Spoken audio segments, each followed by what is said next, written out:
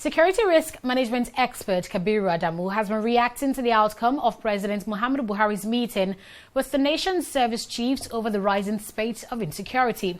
In an exclusive interview with TV360 Nigeria, Adamu said it will take more than a public warning to see the kind of change desired in Nigeria's security architecture. He added that Buhari urging security chiefs to double up their efforts may necessarily translate into changes within the next few months. The issuance of that warning by the National Security Advisor, for me, is a bit questionable in the sense that he has the coordination function within the national security architecture. So if there is a gap, it should have been his office that would have noticed that gap and correct the gap. When he makes such a statement, is he telling us that we should go and protect ourselves, as an example? So I think, frankly, I'm not expecting too much.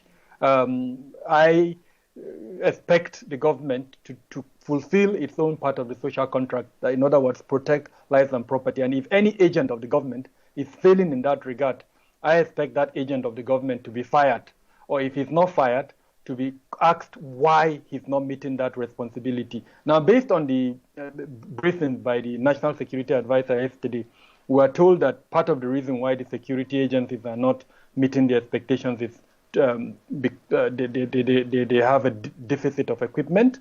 The number of personnel is not enough. Most of them are stretched.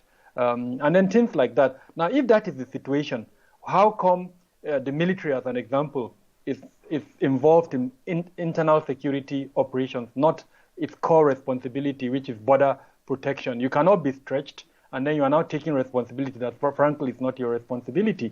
In the case of the police, how come we're seeing police deployed to VIPs to protect them when that is not a core policing function, as it were? So until this type of shortcomings are changed, before, we'll see the changes that we need.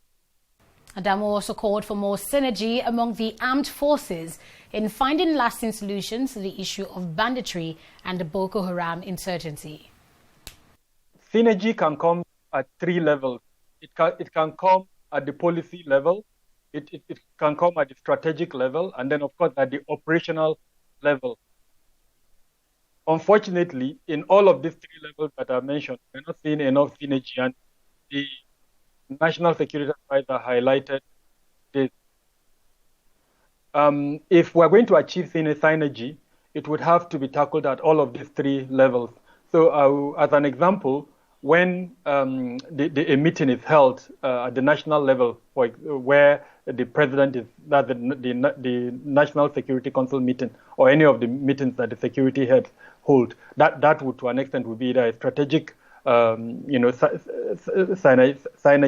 or the policy synergy. Now, where it comes to operational synergy, I think that is where the challenge is. So you see the military carrying out an operation in Zamfara State, where all the other 27 departments that I mentioned earlier on are existing, but some of these departments are not even aware that the military is carrying out such an operation. So that is the kind of synergy going forward that we need, and I think it can only be achieved if the policy and strategic levels are also synergized.